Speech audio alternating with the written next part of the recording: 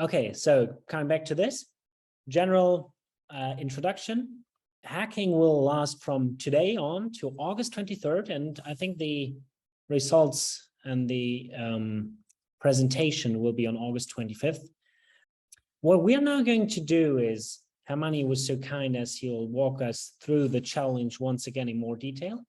I don't know if you've checked out our repository where we provided some guiding Jupyter notebooks and a little bit more description on what this digital analog quantum computing is about, and also on what the variational quantum Eigensolver is about. Actually, that's a very well-known and important algorithm in the research area of near-term quantum applications. And Hermanni also posted the link now in the chat. So in case you haven't checked it out, now is a good chance also to bookmark this link for later. And from this point, I would say we jump right in. Hermanni, I hope you can take the lead from here on, and I'll be happy to support with anything that's probably needed. Thank you, Stefan. Now, I'm looking at you guys here, and I'm trying to guess based on your name and your face if you know VQE already, but I don't think I'm going to do a very good job. So I'm going to be that annoying guy who asks you to use one of those reaction buttons on Zoom. Choose any reaction, anything at all, if you know what the VQE is, or what a VQE is. Okay, I see 5 reactions out of 16 people. So 7 reactions, 8, good, 9, and 1 person is away. I guess that's still a reaction. All right, so most of you seem to know what the VQE is. That will make my life a little bit easier, but I will give a short pointer to those of you who are not so familiar on what the VQE is, why we use it, and what we're proposing. So I will now share my screen to show you the challenge page that we have open for you. I sent you the link in the chat here as well. And our topic is this digital analog variational quantum Eigensolver. Now, I'm going to start off by going to one of these strange chemistry websites where they have like a whole textbook, chemistry textbook online. And this is how I... Hello. Okay, shy. So, this is how I learned about the variational method at first in my undergraduate. I think it was the second year of physics at university, was that we were calculating the wave function of the hydrogen atom. And you know, you could do that. You can do that analytically. You get all these special functions, and that can be scary and confusing, but you can still do it analytically. But then when you move on to the helium atom, you can't actually compute the energy levels exactly anymore. You can't do that analytically. So the method that we learned was this so-called variational method, the variational method for calculating the energy. And what you do there is you first solve your problem for the Hamiltonian of the hydrogen atom, and okay, now you add then twice that for the helium atom, and then what you do is you start guessing your way to what might be the wave function of the helium atom. So you come up with a guess of the wave function, which in this textbook they call the psi trial, and I realize it's going to be very, very small on most of your screens. I have a huge screen. So what you do is you guess some random wave function, or maybe not so random, and you evaluate the energy of that on the Hamiltonian of the helium atom. And then what you try to do is you parameterize this guess and minimize the energy. So here, the first guess you might make is just to multiply the wave functions of one electron and the second electron and put them together, and you put some coefficient alpha, which is some sort of fluff factor that you don't know what this value is, but you guess that it's not 1. And so what you then do is you analytically go and find the derivative of this energy with respect to the parameter alpha and minimize it. And this way you get some sort of energy which is an upper bound on the ground state energy. And what you're interested in is trying to find the ground state energy of the helium molecule, helium atom. So here in this chemistry textbook, I'll put the link to this as well on the chat, if I can figure out how to get, oh yes, here we should have the chat. So I'll put the link to this as well in case you're not familiar with this. Here is one guess. This is the most simple guess that you might make, and with this apparently you can get an error of 2% in the ground state energy.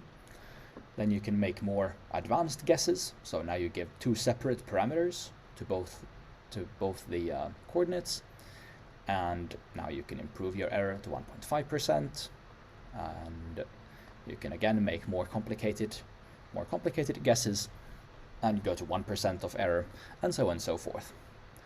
Now, the purpose of me sharing this was not to educate you on chemistry, right? These guesses of this trial wave function were all coming from chemists having intuition about how the molecule looks like, and the atom looks like.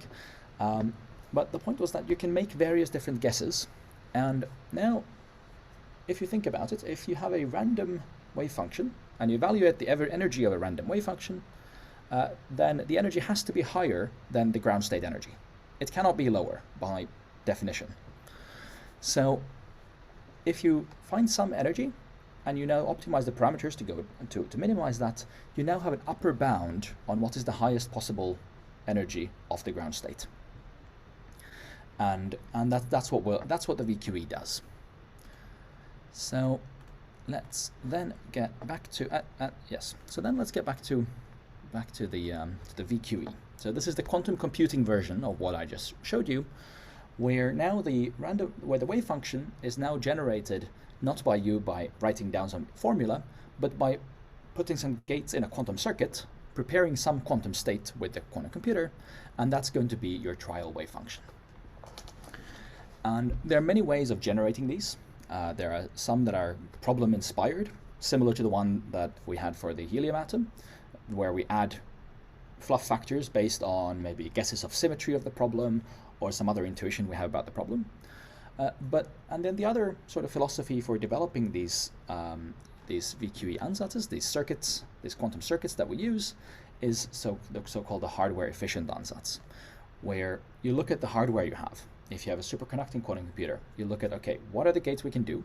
Well, we can probably do arbitrary single qubit gates, and then you have some type of 2-qubit gate which is native to your system. Might be the C0 gate, might be a C-phase gate, might be an I-swap gate, or might be the FSIM gate. Right? So it depends on the system you have.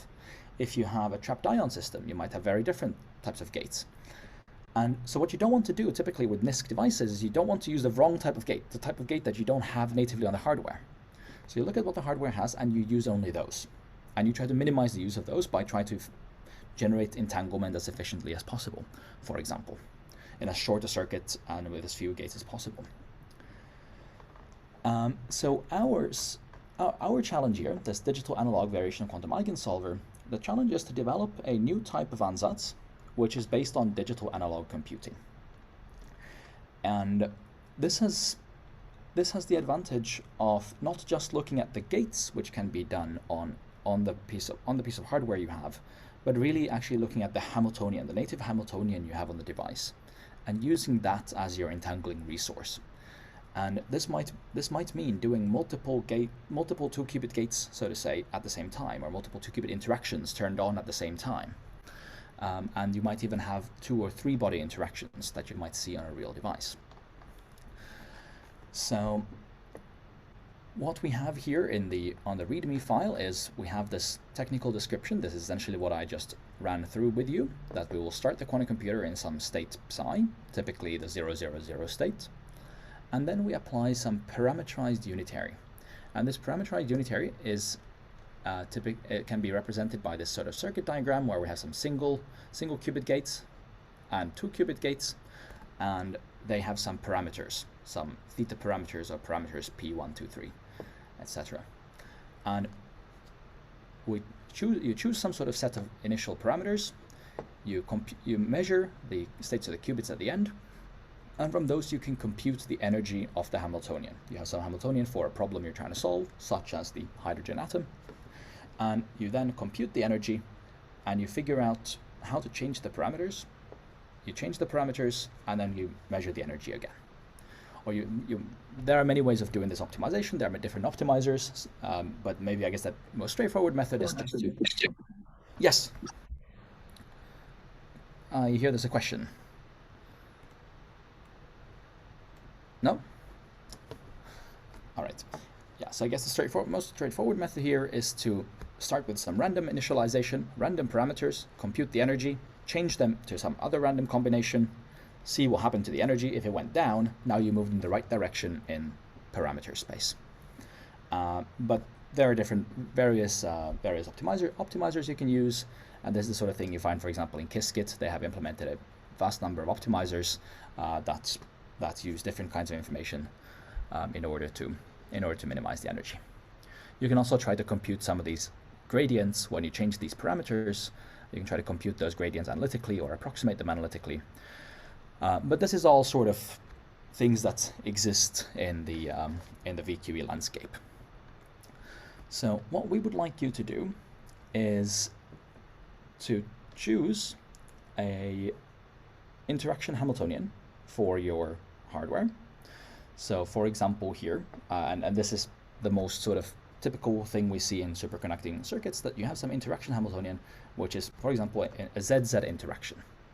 So the qubits interact ZZ, so similar to classical spins. And now you have some interaction strength G, and you have then some interaction time T, for how long you turn the interaction on.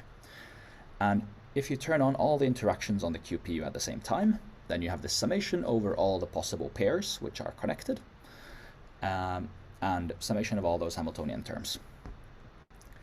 And what we would like you to start with is to start with a one-dimensional device where all n qubits are lined up in a string, so just on a straight line on a 1D chain. And now you start to turn on all these interactions at the same time. Then on top of this, you can apply single X gates. And now I realize we do not have that. We have it in the notebook at least. Sorry? In the notebook, I think we have it. We have the notebook. Okay, excellent. So we have two notebooks. Is it here in the DAQ notebook? I forget which one it was. Yes. So we will have these so-called analog blocks. So this would be a block of four qubits, which have now, it's a 1D line, so we have interactions between 0, 1, 1, 2, and 2, 3, and they will have some X gates, Hadamard gates, various single qubit gates before and after each layer of analog blocks.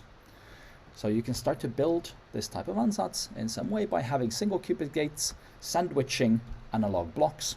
Here we have just one analog block as the minimal example, but you can think of having multiple analog blocks and having multiple single qubit gates sandwiched in between these blocks. And this is a model of computation which has been shown to be universal.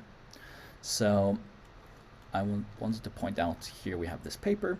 We have some additional resources at the bottom. In particular, the first one is a archive paper on digital analog quantum computing. And here what you can find are these sort of circuit diagrams, and where you have and the calculation, the equations for computing when to place these X gates.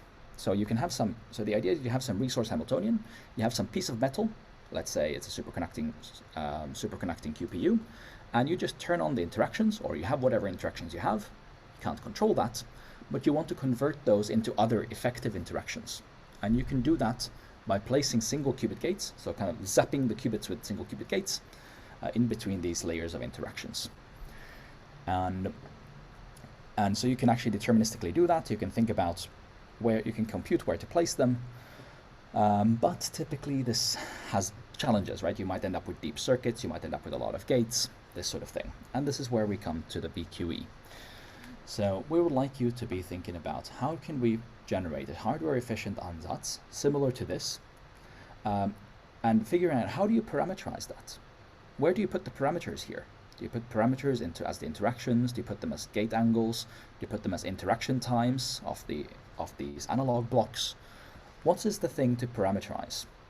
And maybe there can be something problem inspired. Maybe for some problem you're solving, such as the hydrogen atom, or maybe some optimization problem.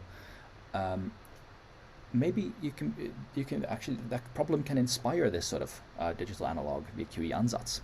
So it can be both hardware efficient and problem inspired at the same time, because there is in this paper there is a deterministic method of generating a digital analog circuit, quantum circuit, that does it, that computes the problem. So maybe you can find building blocks from there, but make it shorter and add the parameterization to make it shorter. This is how variational quantum algorithms typically work. And so this is the basic form. So we start with a 1D line of qubits. We assume this is the interaction Hamiltonian between the qubit pairs, and then I believe we gave you a specific problem to simulate. Stefan, did we have H2? H2, that's right. The most explosive problem there is, good old H2. So we have these two Jupyter notebooks to show you. One is where we show you the variational quantum Eigensolver. This is the one where we have the how to generate. The other one was how to generate the DAQC circuit, and here we have an explanation of how to use Qiskit to simulate the H2 molecule ground state energy. So this is sort of a standard problem that, you know, if you develop something new in VQE, you always want to benchmark it on solving H2 and compare it with whatever exists from before. I don't know do we have any fun pictures of explosions here? Unfortunately not. No hydrogen explosions in these notebooks, sadly. And this is the basic challenge. So assume a 1D line connectivity, assume ZZ interactions between qubits, and start solving for the hydrogen molecule. The project will be judged according to these 4 metrics.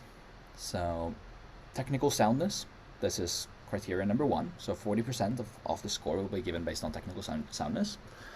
And so this is, you will receive here full points. And if you've been working on implementing this on, for example, the H2 molecule, also on a use case, and you have shown how you build the DAQ ansatz and motivated why you do it the way you do. Then there's analysis. So here we want you to compare the work you have developed to what exists in the literature now, for example, to the notebook that we have provided, and you might also compare different approaches that you develop, compare with each other, or compare to another problem. In particular, we're interested at the accuracy to which you can compute the energy, and how fast does the optimization converge, this sort of things. That's 20% of the total score. Another 20 is the explanation. So I want you to be able to communicate your idea clearly so that we can all understand that. And that includes the idea itself and the analysis of the work. And you know, this can be done in text as a Jupyter notebook. This can be code, or establishing also links to existing theories, or citing papers, explaining how this fits in the framework of VQE. And finally, there's the last 20%, which is the presentation. So presentation is also very important at hackathons. That's what hackathons are about. It's about wowing the audience and the judges. Giving the judges something to laugh at is also a good idea. We always like to laugh.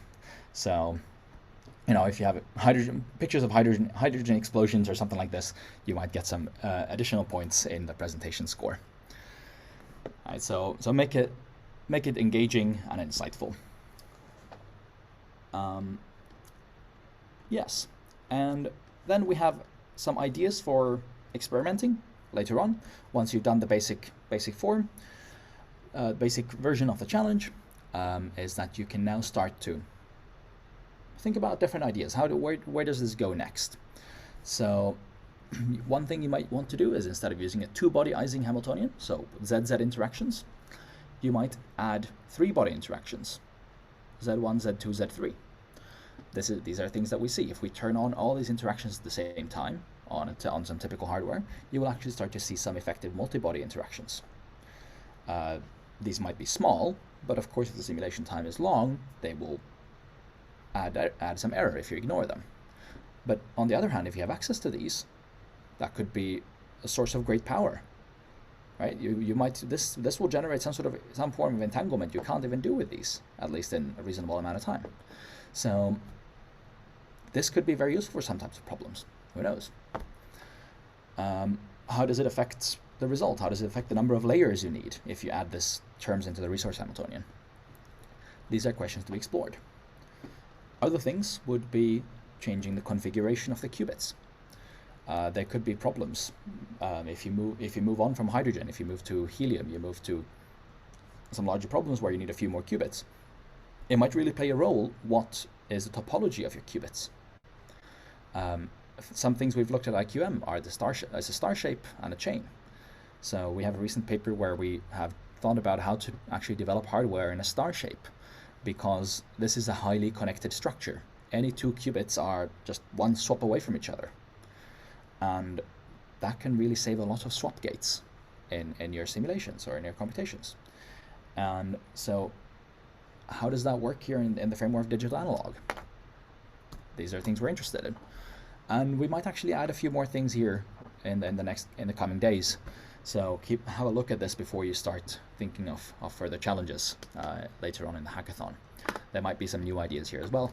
And at any time, if you come up with something from the work you do, and you think, oh, this is interesting, go for that. Don't look at these things because we asked for them.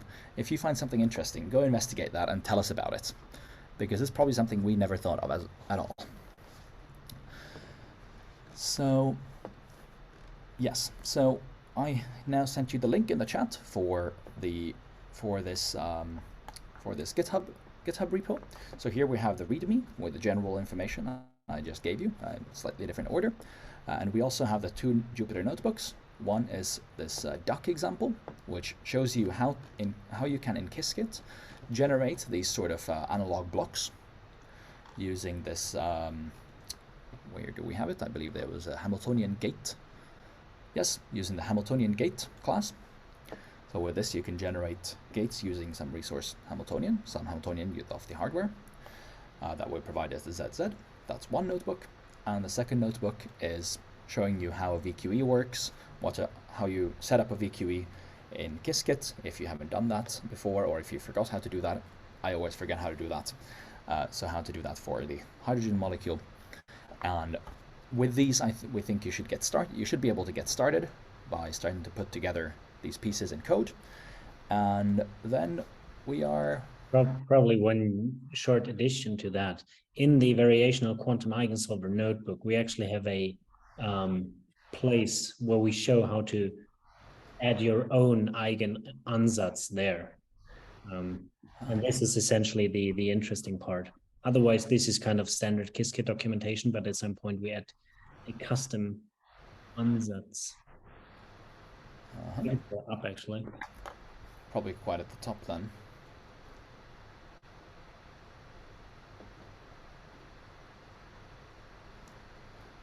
Do you, Stefan, remember where that is? While you search, I have a quick question. Sure.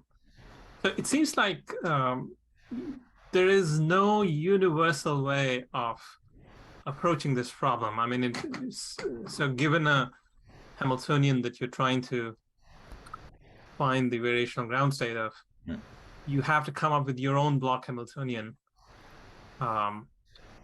Right? Am I right about this? There's been nothing discussed in the literature that says for this class of Hamiltonians, this is a great block Hamiltonian to work on the DAQC. So, by block Hamiltonian, do you mean this circuit ansatz? Yeah. Yeah. There are a number of sort of problem-inspired ansatzes for various problems. So in particular in chemistry, in simulating chemistry problems, they have these UCC, these universal coupled cluster ansätze, this sort of thing. which come from chemists knowing about the structure of these problems, and so there exists that sort of thing. Now, does that mean it's the best idea? No, it means that they can justify using this structure, and they can justify that when they optimize the parameters, they will find a solution if the quantum computer is error-free and if you have enough optimization resources. But typically these tend to be very, very deep circuits. They tend to have a lot of gates, and they therefore don't perform so well on non-error corrected devices. In a similar way, QAOA, you can think of it in a way as a VQE ansatz.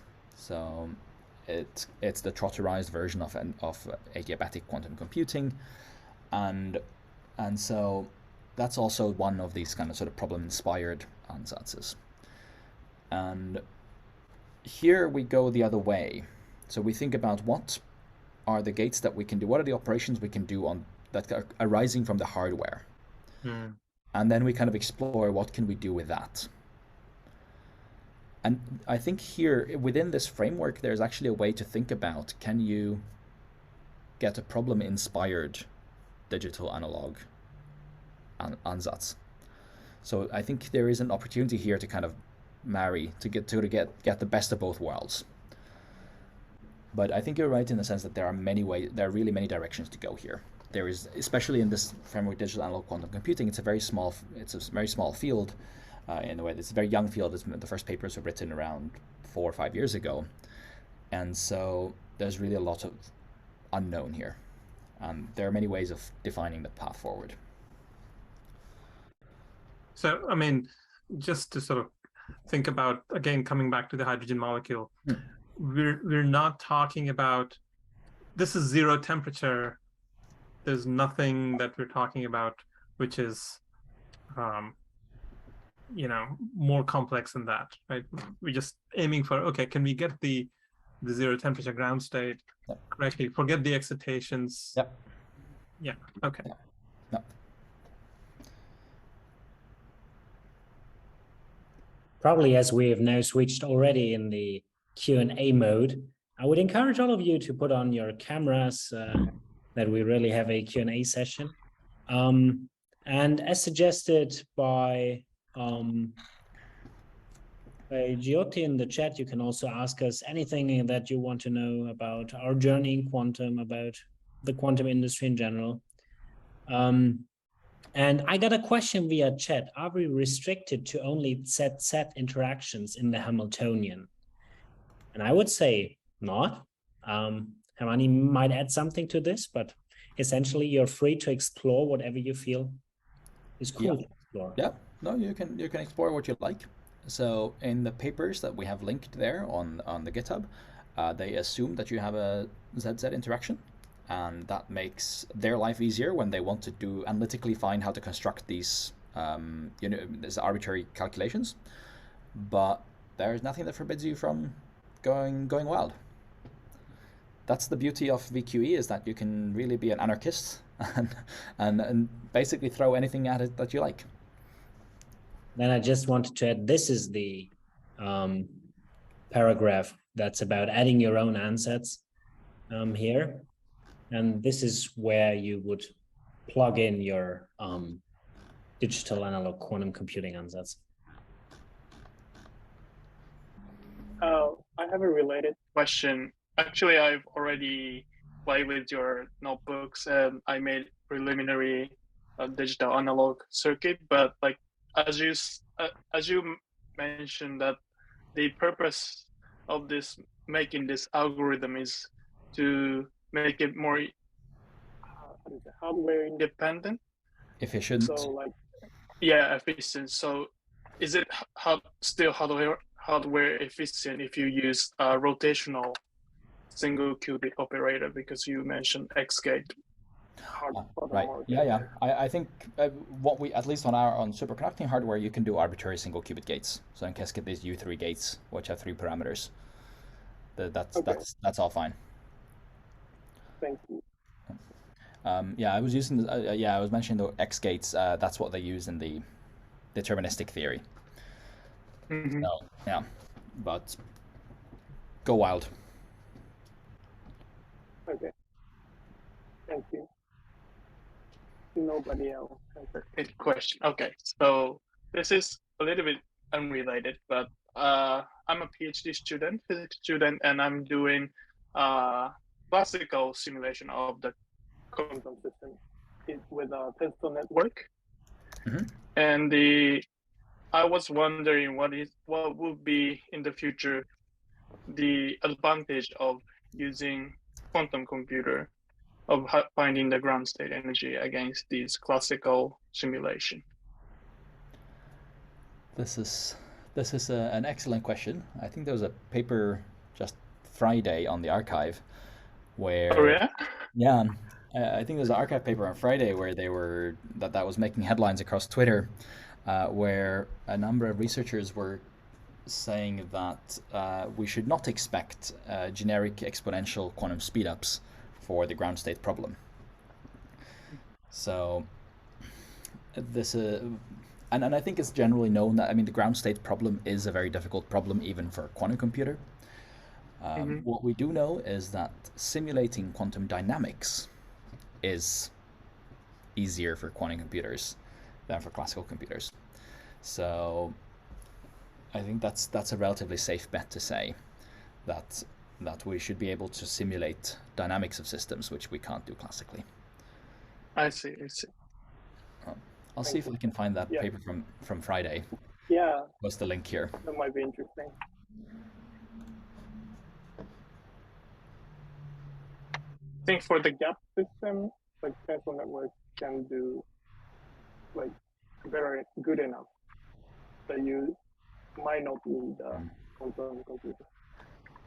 But there are problems where finding the ground state energy is really difficult. I mean, if the molecule is just really large, then right. chemists will just need to spend a lot of time looking for what is the correct active subspace to choose. And for big enough problems, I guess a human can't do that. And so then what you might want to do is a brute force attack. And that you could at least encode in a quantum computer. I see. Thank you so much. Mm-hmm. May I ask one more question? Sure. So we're like, I already have a team with like Sharma here, Excellent. and we're a bunch of Physics nerd.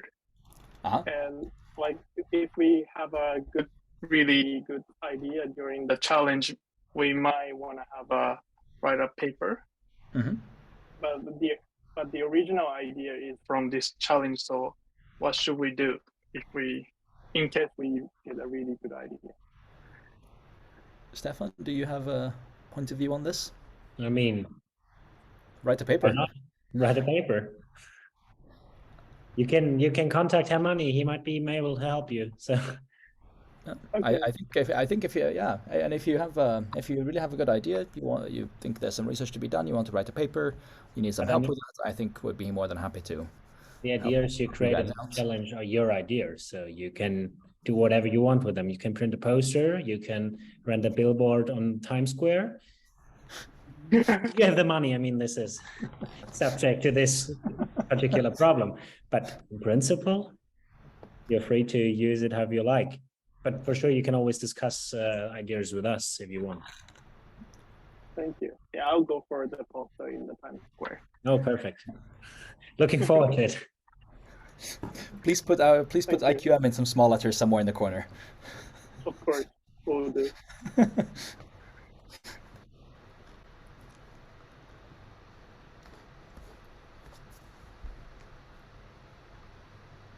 Okay.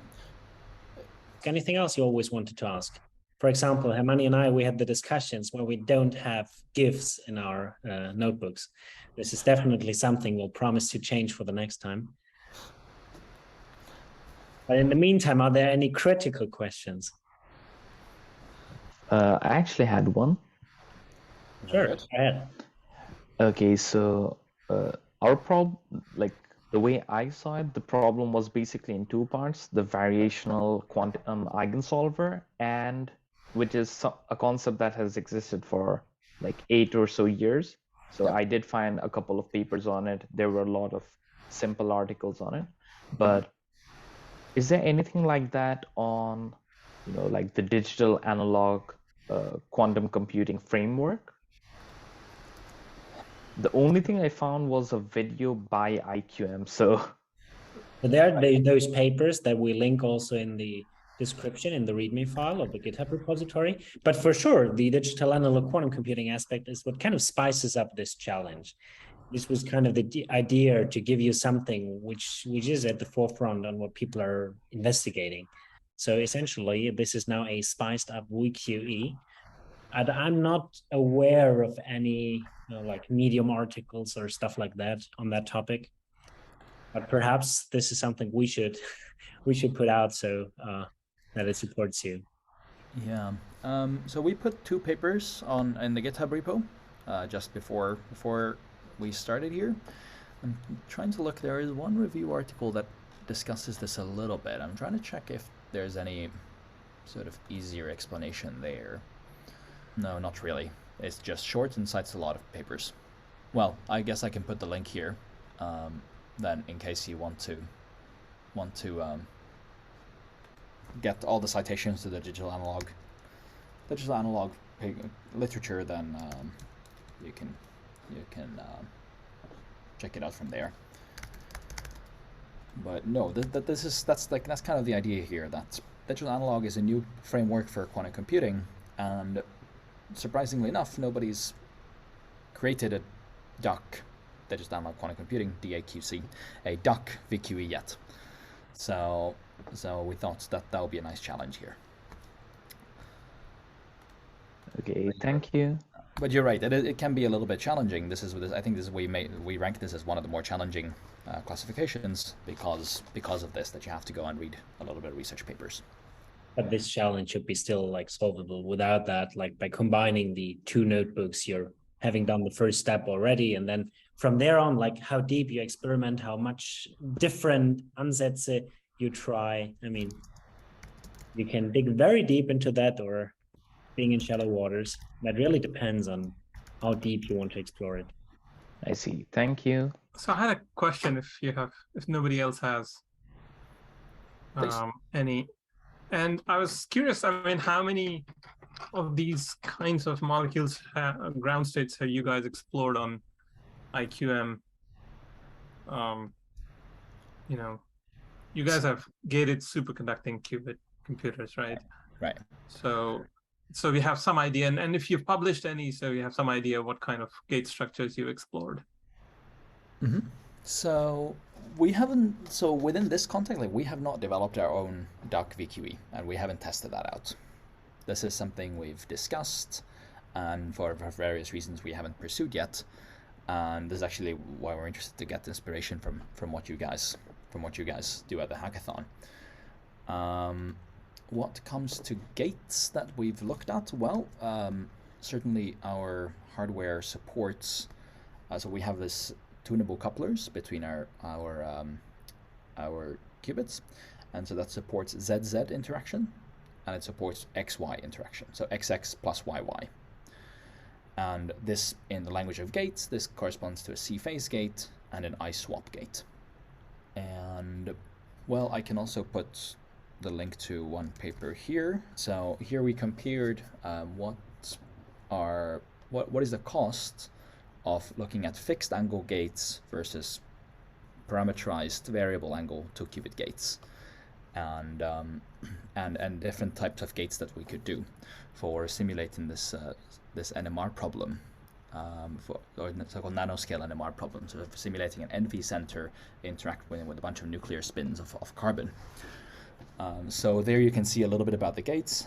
If you look at this hardware assumptions section, we define there the ZZ gate that we assume as our basic hardware efficient gate. And that's the same Hamiltonian as you see here in the notebooks for this challenge.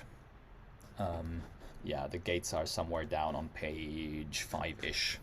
Yeah, page 7, table 1.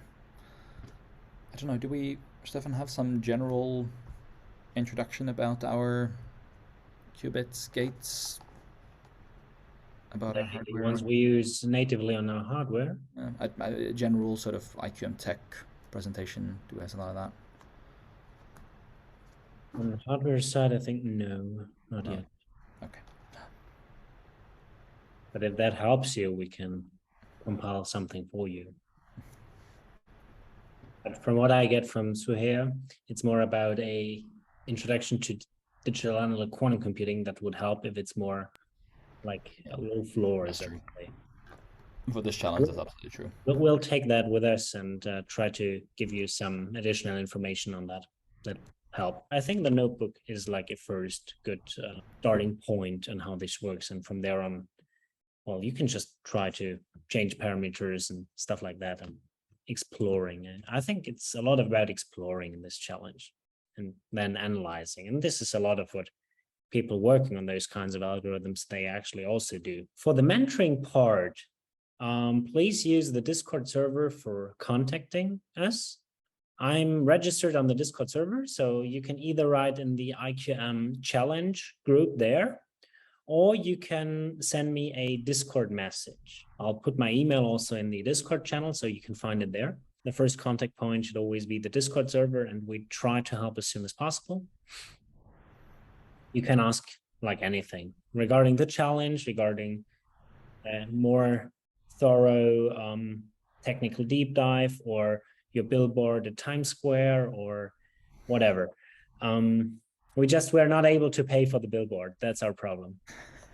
We'll come back to you, and if needed, we'll also schedule a little Zoom meeting or something, and then we can look at something into more detail. Besides Hermani and me, you'll be supported by Vicente. Vicente is on vacation this week, but he'll join again next week, and he is also an expert on quantum algorithms and digital analog quantum computing, and he'll be of great help also for you guys. And please don't hesitate to really ask for the time with us. We try to support you. We did the challenge. We know at least what we were intending with this. So please use this chance. Then if there are no more questions, I say ready, set, go. The challenge is open, and we'll see you. We're looking forward to your presentations in about 2 weeks. Thank you so much. All right. And you'll see us on Discord. Awesome. Thanks again that you were all here. We're really excited that you took this challenge, and I think it's great to explore this digital analog quantum thing at the forefront of quantum computing. And, well, happy to hear from you. All right. Have fun hacking.